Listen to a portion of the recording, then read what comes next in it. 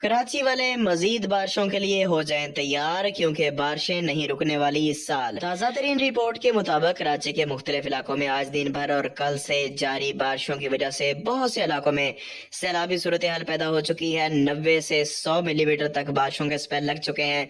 ताहम अगले 24 से 36 घंटों के दौरान कराची में इंतहाई गैर मामूली और शदीद बारिशों के इम्कानात अभी भी मौजूद, जिसकी वजह से बाज़ इलाकों में तूफानी, मूसलाधार और कुछ इलाकों में हल्की से दरमियानी बारिशों का सिलसिला जारी रहेगा।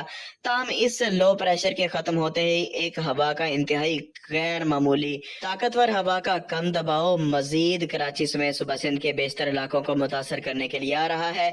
आने वाले सिस्टम में बारिश की कुल मिकदार कराची के मुख्तलिफ इलाकों में 200 मिलीमीटर और वस्ती और ज़ेनी सिंध के तो बेशतर इलाकों में 500 से 600 मिलीमीटर तक होने की वजह से शदीद सैलाबी सूरत हाल का खतरा। आप इस वक्त मैप की सेटिंग्स भी देख रहे हैं कि बारिशें किस तरह से कितनी मिकदार से होने जा रही हैं।